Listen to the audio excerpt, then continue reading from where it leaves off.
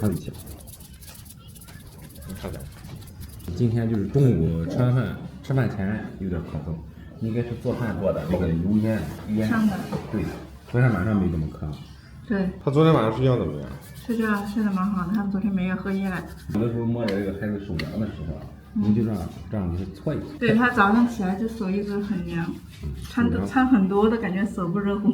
拉屎了吗？昨天拉了，昨天早上拉了的，拉了来的，的，今天还没有。他刚刚还喊肚子疼，那是不是要拉屎？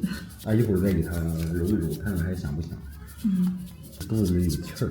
是，做 B 超也是说是胀气，他以前老是喊肚子疼。好几期。看看，我给你做的什么部位？你先说一说。啊，好，清胃，清大肠。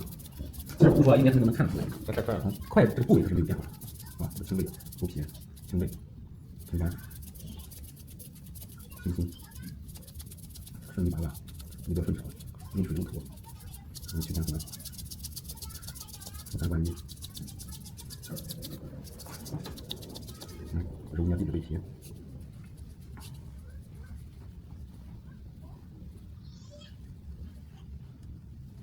那个关的对揉。这也不是这俩手的，孩子手小，就一个手就带着它。你在中分音是吧？对，清不清肺？肚皮，清胃，清大肠，或者清胃、清肝、清心，顺利八卦，顺手一波，阴水入土，曲乾坤，五脏关节。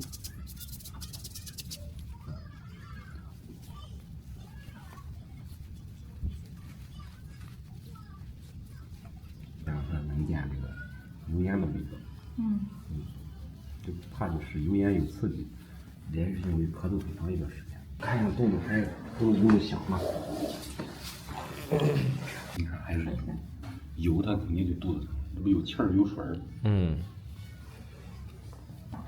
你得回家拉臭臭。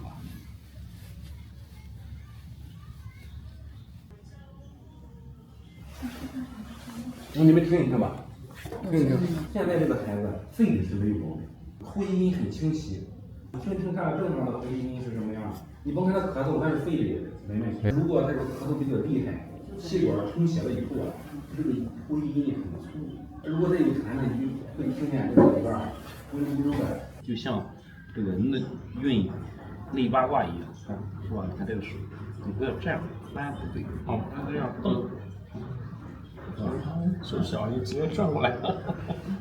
对，这样，知道吧？是吧？对。轻轻的，你只要够轻，孩子就不痛苦。这个感觉太好了，是吧？感觉太好了，抓紧时间再生个2胎，为国家做贡献。对，都练了吧？